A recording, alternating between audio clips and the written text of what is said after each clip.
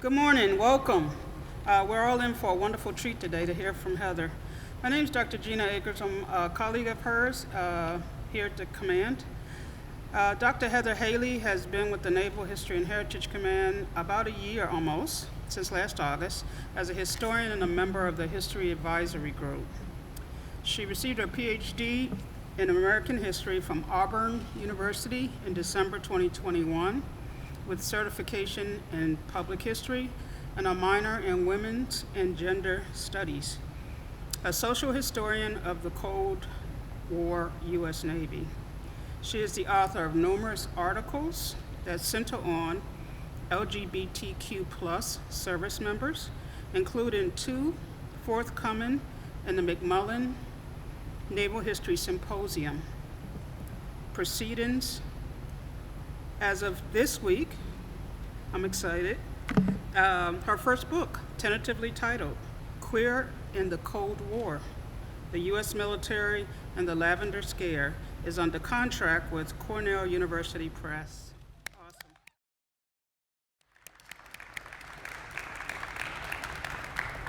In her short time at NHHC, she has tried her hand at operational histories, many of which can be found on the NHC blog, The Sextant. Her presentation today, Finding a Permanent Place, Demobilization, Suburbia, Motherhood, and Women in the Navy, contextualizes the era in which President Harry S. Truman signed the Women's Armed Services Integration Act into law 75 years ago. Dr. Haley.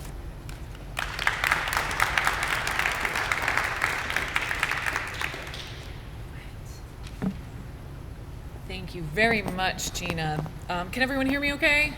Good. Thank you so much for being here. I want to begin by, again, thanking all of you for being here on this lovely afternoon, this last final week of nice spring weather, and for eventually those of you who will be seeing this online, for taking the time out of your day to witness this, my first presentation as a historian for the Naval History and Heritage Command. I would also like to extend my gratitude to Katie Engel in our Communication and Outreach Division for extending an invitation to participate in the Women's Armed Services Integration Act commemoration this year. Thank you so much for that. And finally, to my team in the History Advisory Group, Curtis Utz, who is here. He even donned a tie for me. Thank you, Curtis. Dr. Timothy Francis and Dr. Peter Lubke, who I sincerely hope is sipping an alcoholic libation on his honeymoon on a remote beach somewhere in the Pacific, pontificating over how the U.S. Navy might have established a forwarding base there in 1942. For more information about that joke, see our recent pamphlet on World War II logistics. Within days of beginning my career here at NHHC, my boss, Dr. Francis, put me in charge of commemorations, in which I research and write articles about selected milestones and events in U.S. Navy history. I love telling my friends that I get to research and write for a living. Today's presentation is the kind and caliber of research I am thrilled to provide the U.S. Navy. I have brought a selection of secondary literature for you to peruse after the presentation, should something I say pique your interest. So again, thank you for your time and attention to what I think and what I think my boss thinks is one of my best pieces yet. So without further ado, Finding a Permanent Place, Demobilization, Suburbia, Motherhood, and Women in the U.S. Navy. Single-family suburban homeownership was the American ideal for the growing middle class in the post-war years. This was, quote, the most visible symbol of having arrived at a fixed place in society, end quote. Historian Kenneth Jackson suggests, the goal to which every decent family aspired. A still image taken in August 1949 demonstrates the assembly line procedure undertaken by the real estate development firm Levitt & Sons in Nassau County, New York. Prospective homebuyers flocked to meet with salesmen at the first table, clerks and typists at the second, and finally, Federal Housing Authority, FHA, and Veterans Administration, VA, representatives at the third. According to the Levittown Public Library, 650 people received titles on that day alone. In an interview, World War II veteran Eugene Burnett lined up too, only to be turned away. In an interview with New York Times columnist Bruce Lambert in 1997, Burnett recalled what the Levitt and Son salesman told him 50 years before. Quote, "You see, the owners of this development have not as yet decided whether or not they're going to sell these homes to Negroes," end quote. Burnett lamented, quote, "The feeling of rejection still stung," end quote. Local zoning ordinances coupled with FHA redlining, the discriminatory practice of withholding or denying loans and services to residents in high-risk neighborhoods, explicitly barred African Americans and other minorities from engaging in the bustling post-war housing economy. The language written into property deeds, lending contracts, and mutual agreements further cemented the exclusivity, heteronormative, monochromatic hue of post-war middle-class neighborhoods. Other characteristics of conformist post-war American suburbia were gendered features of, and the gendered roles within, the domicile itself. In Homeward Bound, American Families in the Cold War Era, Elaine Tyler May confirms that Americans wholeheartedly embraced the gendered dualisms of breadwinner and father, and homemaker and mother as fundamental to post-war prosperity. Educated middle-class women whose career opportunities were severely limited hoped that the home would become not a confining place of drudgery, but a liberating area of fulfillment through professionalized homemaking, meaningful child-rearing, and satisfying sexuality. A March 1949 Ladies' Home Journal article associated the American housewife with the following descriptors, quote, "The nurturer, the creator of childhood's environment, and the constant recreator of culture, civilization, and virtue," end quote, highlighting what economic historian Jan de Vries identifies as, quote, "the breadwinner homemaker household." Households with even modest post-war incomes were more likely to spend their money than to save it. May calculates that between 1947 and 1961, the total number of American families rose 28%, the national income increased over 60%, and the number of households with discretionary income doubled. Within 5 years of the war, consumer spending on household furnishings and appliances rose a staggering 240%, aided in part by a hawkish advertising industry marketing consumer goods as manufacturers shifted out of wartime production. And so here we approach the research question that I had. The Women's Armed Services Integration Act is enacted in 1948 at this very moment when women are retreating to suburbia. How did that happen? So if this degree of conformity was the post-war standard, why was the Women's Armed Services Integration Act, hereafter WASIA, signed into law, effectively permitting women to serve in the military in perpetuity? At a moment when predominantly white middle-class women and their families began the exodus from bustling American cities to cushy, quiet suburbia, a trend widely encouraged by the confluence of women's magazines, the advertising industry, and the accessibility to federally backed mortgage loans, the government permitted women to shirk, temporarily, the virtues of homemaking and motherhood for a career in the military. Providing nuance to the idea that all mid-century American women chose motherhood and suburbia, women like Captain Joy Bright Hancock and her allies dedicated their lives to the continued success of women in the Navy. Their activism ushered in occupations and careers that challenged pro-natalist Cold War social norms that encouraged biological motherhood and conspicuous consumption. By restricting the types of billets available to women, narrowly limiting their age of enlistment, and honorably discharging pregnant sailors, however, Navy and government officials continued to expect that women sailors would remain in the post-war Navy only for a limited time before their destined retreat to suburbia, homemaking, and motherhood. So 2 days after the attack on Pearl Harbor, Massachusetts Representative Edith Norse Rogers telephoned Rear Admiral Chester Nimitz and inquired of his willingness as the chief of the Bureau of Navigation to sponsor a bill that would establish a women's branch within the Navy akin to that of the Women's Auxiliary Army Corps, or WAC. Recalling the conversation with Joy Bright Hancock years later, Nimitz remembered, quote, "I advised Mrs. Rogers that at the present time I saw no great need for such a bill, but at the same time I told her that there were undoubtedly some positions that could be filled by members of such a corps," end quote. Although he avoided answering the Congresswoman directly, he solicited the opinions of every Navy bureau chief within days of the call with Rogers.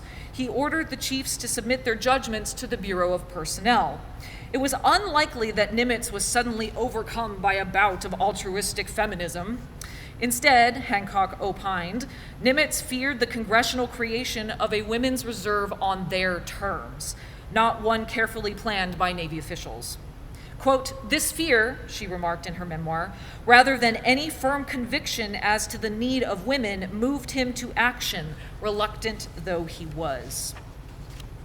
Now, the statements provided to Nimitz by the bureau chiefs were about as feminist as one might expect for late 1941. From the Bureau of Medicine and Surgery, a terse, quote, "Do not visualize a need," end quote. From the Office of the Judge Advocate General, an obtuse, quote, "No use for the services of Women's Auxiliary is seen at this time," end quote. From the Chief of Naval Operations and the Bureau of Aeronautics, however, the responses were of enthusiastic support. BuAer predicted that woman power would be necessary to replace manpower in technical and skilled positions as men and materiel scattered across the globe. While it would take 7 months and many revisions, the final legislation establishing the Navy's Women's Reserve, Public Law 689, received President Franklin Roosevelt's signature on 30 July 1942. The law allotted some parity between the sexes relative to pay, benefits, and clothing allowances. Although ranks and ratings corresponded with the men of the regular Navy, the law did not permit women accepted for volunteer emergency service, or WAVES, to serve outside the United States or aboard vessels and combat aircraft. While teenage boys under the age of 18 required parental approval to enlist, the law set the minimum age for women's enlistment at 20. Of all the provisions, Section 508 proved to be the most challenging in the long term, as it set, quote, "the duration of authority," end quote, extending the women's reserve only 6 months beyond the end of hostilities. So when Emperor Hirohito signed the documents of surrender on 2 September 1945, the expiration of the WAVES program loomed. Victory in the Pacific warranted a dramatic decrease in personnel, or so the American public demanded. Operation Magic Carpet famously ferried, by one estimation, over 22,222 American personnel every single day between 1945 and September 1946. One overlooked aspect of demobilization, however, involved the laborious work of dismantling and inventorying components of American bases and outposts abroad. Within months of VJ Day, it became apparent to Navy officials that the rapid repatriation of sailors left a substantial shortage of trained personnel to deconstruct the many advanced bases that dotted the Pacific Ocean. The Navy's Operation Roll-Up initiated such a cleanup campaign. The dismantling of advanced bases in the Pacific required, quote, "manpower fully qualified and insufficient number to efficiently classify, handle, process, and ship material and equipment back to the United States," end quote. According to the operational history, quote, "the inactivation of base components failed to keep pace with rapid reduction in officers and men." The report continued, quote, "As an example of too rapid demobilization, the record discloses that for many months in 1946 and early 1947, the base supply annex on Calicoan Island, now Samar, was manned by 3 officers and 150 enlisted, whereas its former allowance as a naval supply depot was 126 officers and over 5,000 enlisted." From the perspective of the American taxpayer, officials concluded, quote, "It was desirable to rapidly reduce the federal payrolls by returning service personnel to civilian life as quickly as possible," end quote. To solve the personnel deficiency in the immediate, the Navy contracted Luzon-based Filipino stevedores to assist in the identification, inventory, storage, recrating, and reboxing of materials and equipment. Between VJ Day and 15 July 1947, the operating base in Leyte, Samar calculated paying over $20 million in direct wages for 25 million hours of civilian labor and 8 million hours of civilian contractor work. Had American taxpayers been aware, they likely would have preferred those wages to rest in the hands of sailors and eventually funneled into the domestic economy upon their return to the States. And at this time, I'm going to give you a couple of seconds to read this personnel table. This gives you the numbers of personnel who returned from the Pacific Theater for 7 months. So by the end of 7 months, 3,123,394 personnel, including civilians and Marines, were returned in Operation Magic Carpet.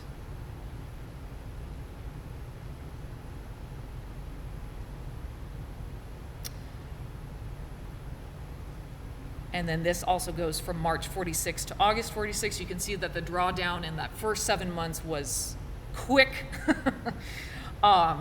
And from March 46 to August 46, 116,543, just the remaining folks in the Pacific were returned.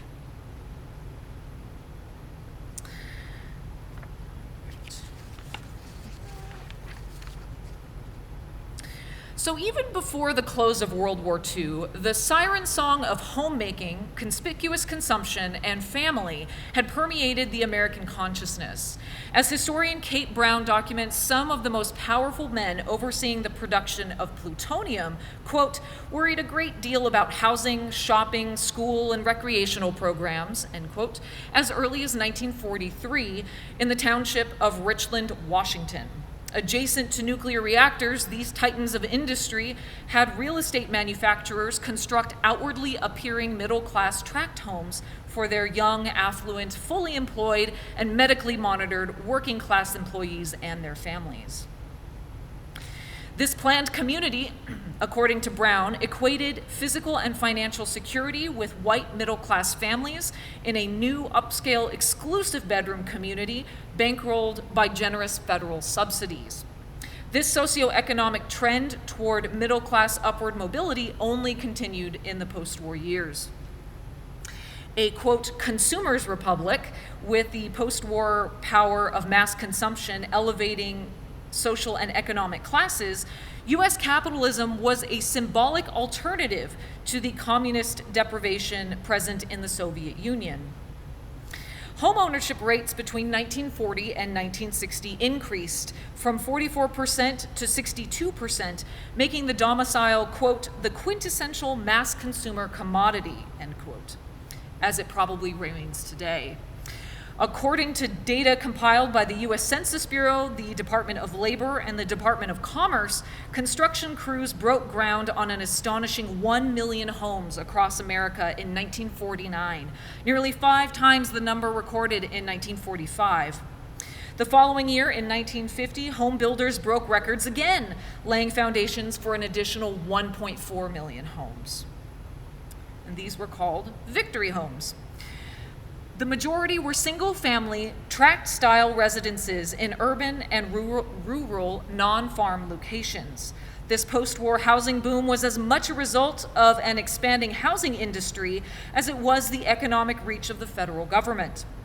Post-war GI benefits allowed veterans to purchase homes with no money down, and citizens without military service could access 30-year mortgages with as little as 5% down. Quote, owning was often cheaper than renting, writes historian Adam Rohn. By guaranteeing loans, the federal government also aided builders in accessing the capital needed to operate on such a large scale.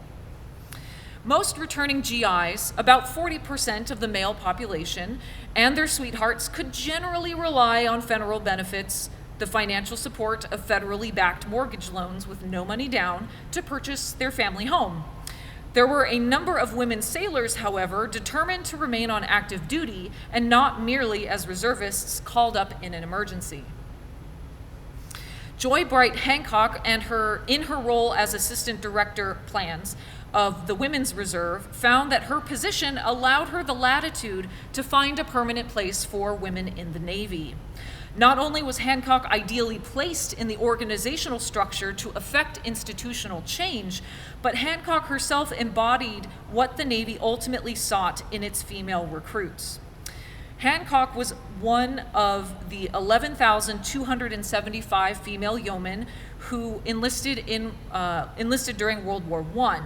While she did leave the service, quote, to take up the role of Navy wife, end quote, in 1924, adhering to the personnel policy that barred married women from active duty, she re-entered the Navy the following year after the death of her husband. A commander at age 47, unmarried, with no known romantic attachments and no dependents, Hancock was a woman clearly dedicated to the Navy. Woman power like that exhibited by Hancock was an underutilized source of human capital in a continuously shrinking service, Fleet Admiral Chester Nimitz told the Senate Committee on Armed Services. Quote, since this is true, he continued, it is essential that a permanent nucleus of women be maintained in the regular Navy, end quote. In short, rapid demobilization and the resulting manpower shortage was the force that helped to compel the establishment of a permanent place for women in the Navy. At the Naval Air Station, NAS, Banana River, Florida, for example, the commanding officer had to incorporate woman power, quote, because of the loss of many men owing to demobilization, end quote. The unidentified officer told Hancock that the women sailors readily absorbed training and instruction and were efficient equipment operators. According to the air station's official history, the Air Bomber Training Unit had the first, and at the time of publication, only waves assigned as instructors in 7A3 and Mark II bombing and dead reckoning trainers. Trained on site, women instructors received the same specialty rating as men. Hancock observed the women at Banana River direct, quote, the movements of aircraft manned by pilots simulating blindness so that a safe approach to a runway could be made under conditions approaching zero visibility, end quote. The situation Hancock witnessed at Banana River exemplified how the retention of trained waves could meet the needs of domestic shore establishments and release available male sailors for deployments and base consolidation operations overseas. Joy Bright Hancock was the ideal spokeswoman to promote women's permanency in the Navy and the military more broadly. She based her advocacy, quote, on the major premise that women in the service should, insofar as practical, fit into the structure already in existence for men, end quote. Hancock and her allies did not intend to upend the organization of military service, but rather seamlessly incorporate women into the existing structure. Effectively providing a permanent place for women in the Navy, the Army, the Marine Corps, and the Air Force, the Women's Armed Services Integration Act went through substantial revisions before the final version passed both houses of Congress, and President Harry Truman signed it into law on 12 June 1948. Controversy over WASIA centered not on the continued presence of women in the services. That was acceptable. Rather, ideological disagreements concentrated on parity between the sexes.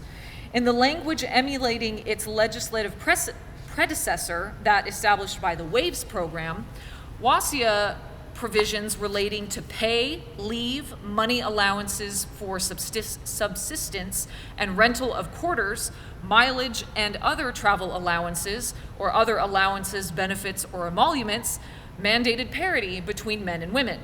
Differences, however, abounded. Some of these differences reflected the government's understanding and acceptance of the broader social expectations that women would eventually leave the service for motherhood, and that young adult women remained under the protection of their parents. While men over the age of 18 could enlist freely, for example, women between the ages of 18 and 21 could not enlist, quote, without the written consent of their parents or guardians, end quote. As historian Tanya Roth suggests, this clause implied that young adult women were not seen as capable of making a career decision of such significance.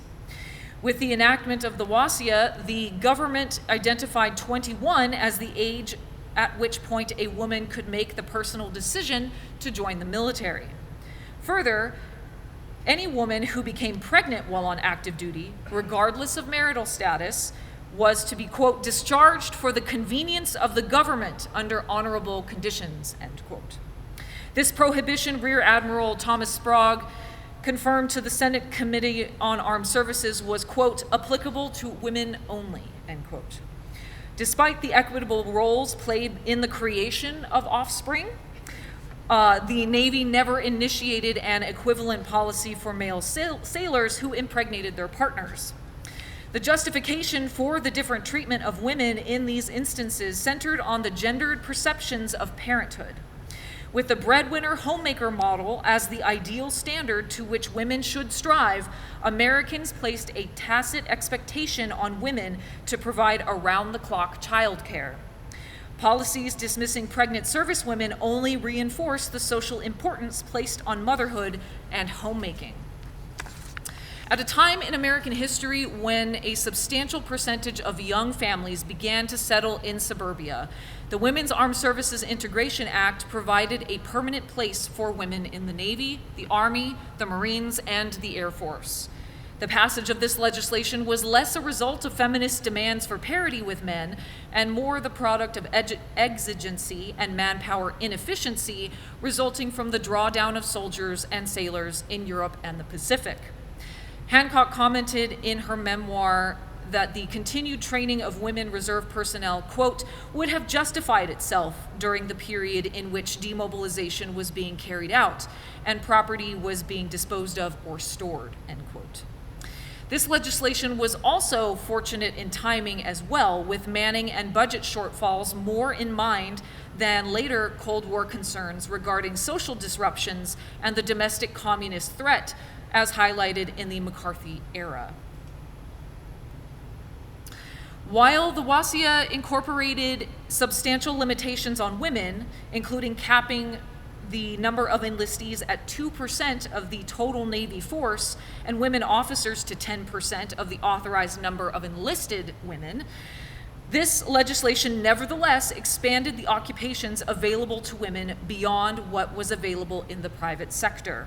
The Navy placed particular emphasis on rating specialties in aviation support for women as navigation instructors, control tower operators, and mechanics because of the success the Bureau of Aeronautics had in incorporating women into their ranks during the war. The proficiency of the waves to meet the needs of wartime service, coupled with the unwavering advocacy of Captain Joy Bright Hancock, who made Navy service a lifelong career, ensured that women maintained a permanent place in the Navy. Thank you very much.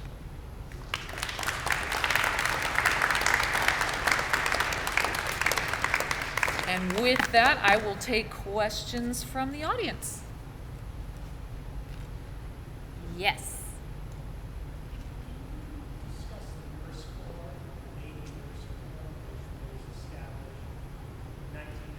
Right.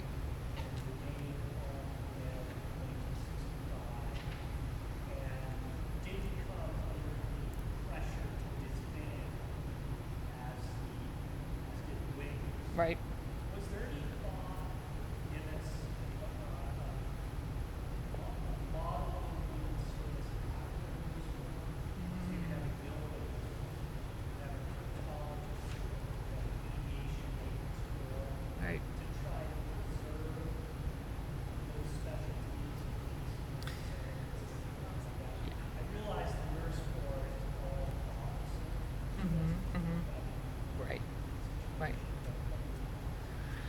So the question from my esteemed colleague, for those who are online, is about the Nurse Corps, which, as you stated, was established in 1906. As you said? 1908. Apples and oranges, yeah. So 1908. And the Nurse Corps was not nearly under as much scrutiny as the WAVES were, because again, the WAVES were part of this contingent of women whose occupations were not those of the traditional nurturer, right? And these were also positions in the Bureau of Aeronautics that could arguably be conducted by men. And so the idea that that men would go into the nursing corps was likely not within the purview of the larger Navy at the time. But it also kind of speaks to the social understanding that women are nurturers, that this is the nursing corps should continuously always be, I don't want to use manned, that's not the right word, should continuously be filled by women, because they just, the argument goes that, again, with the homemaker model, that they are nurturers, that they do this as mothers, and it's a very motherly occupation. And so that, I would argue, is one of the reasons why it didn't come under nearly as much scrutiny. And as far as I'm aware, it didn't go through nearly as much of a drawdown as the rest of the waves, because there is always going to be a need for nurses, because men like guns and do silly things with weapons. And so even in peacetime, nurses are necessary. But that is an excellent point. I do not bring up nurses here. And I can also say that my boss, Tim, I love you, Tim, liked this enough to make this a pamphlet. So one of the earlier chapters will go into the yeomen of the nursing corps and go through kind of women in naval service, from camp followers to nursing even in the American Civil War, which Gina has commented on in previous presentations, and then into World War I. So we'll be discussing that hopefully at a later time. But that's an excellent point, that the nursing corps did not go through the same scrutiny as the WAVES did. Mostly because it also didn't have an expiration date, and it's probably for that reason. Other questions? Yes, Gina. What impact, if any, do you think that 48 was an election year? So the question was, what impact did 1948 have because it was an election year? All of it. I would imagine very much all of it. Which is kind of interesting if you think about, this is a moment, like as I mentioned, this is a moment in time when women are I wouldn't say retreating, but the exodus is beginning. We see its peak in the 1950s. But these women are choosing motherhood. So it's kind of interesting that it would be it could be potentially a point of contention with mothers.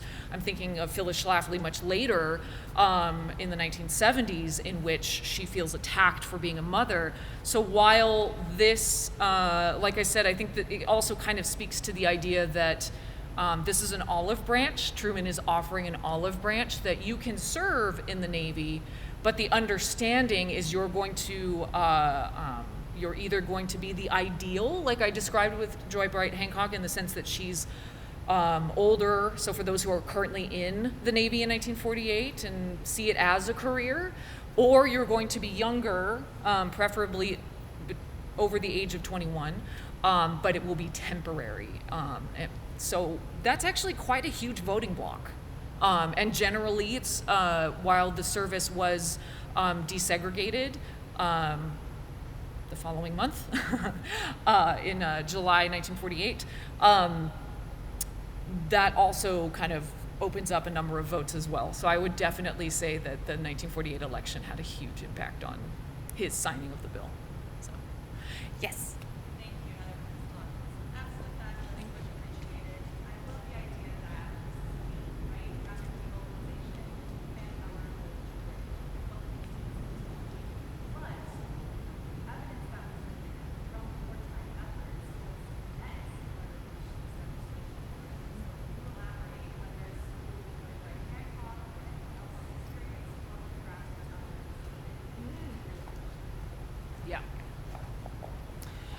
So the question was about, which is just briefly touched on here, the kind of internal efforts by Joy Bright Hancock and her allies to make this happen. It was also the other services as well. So the Army had a huge role in this as well, and her name is escaping me. But they, I'm sorry? Oh, Mary Holloran, thank you.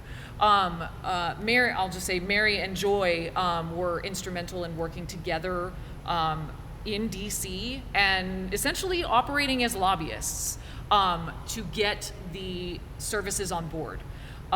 Which of course, it's very interesting to read, and it's on my desk and I neglected to bring it, but the giant proceedings from the Senate. And so you can actually read Nimitz changing his tune, saying, oh, we have a need now. We definitely have a need now. We absolutely have a need now. 3 million, we took 3 million people home and registered them out of service, and now we need women. And so that was kind of the internal conversations happening. It was a little outside the length of my paper, but that is something that I can go more into in the larger expanded version, for sure. Thanks. Yeah. What duties would women have needed for mostly women? Yeah. I really regret not including that table, but there was a table of ratings that were available to women at the time the Waves disbanded, and they ranged anywhere from cooks, again, the homemaker model, right? From cooks to, as I mentioned, many ratings in aerospace.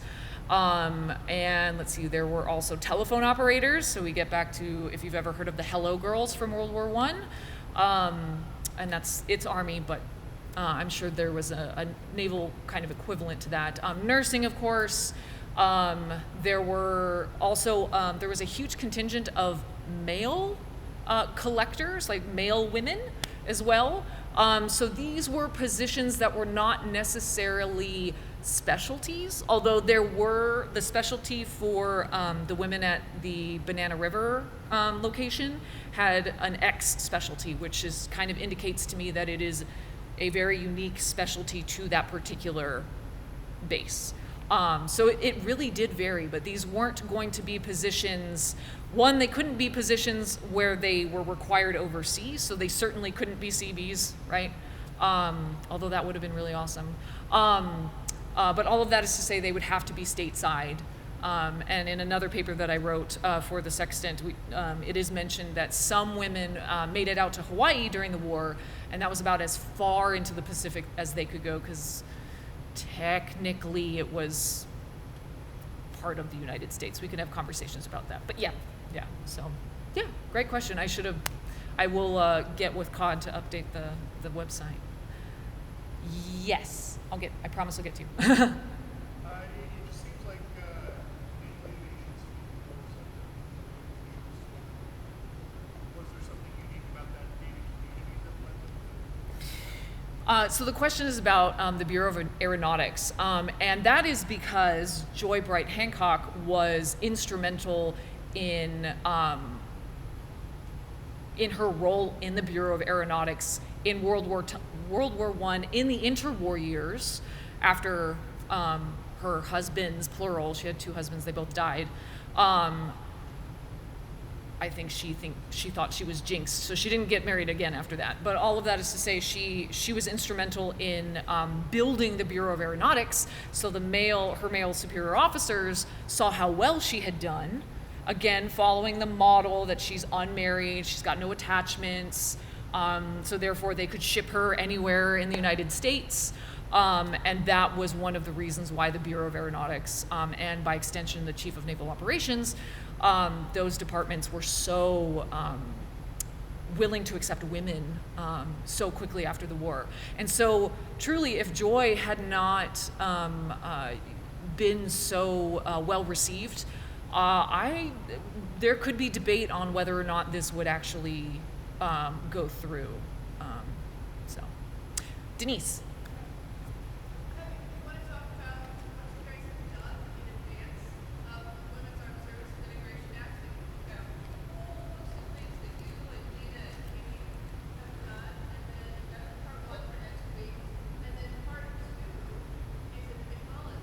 Yeah, thanks.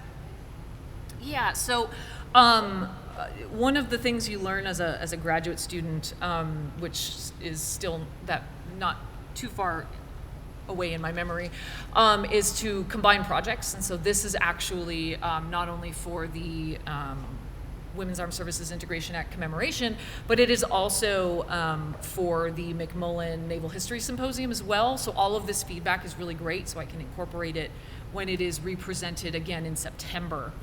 And so there's that. So if you're planning on being at McMullen, come see an updated version. However, I'd actually bring Katie up to speak to the rest of the commemoration events that exist. Yeah. Hello, everyone. Can you hear me okay? Okay. I'm Katie Engel. I'm with the Communications and Outreach Division of NHHC here in the Washington Navy Yard.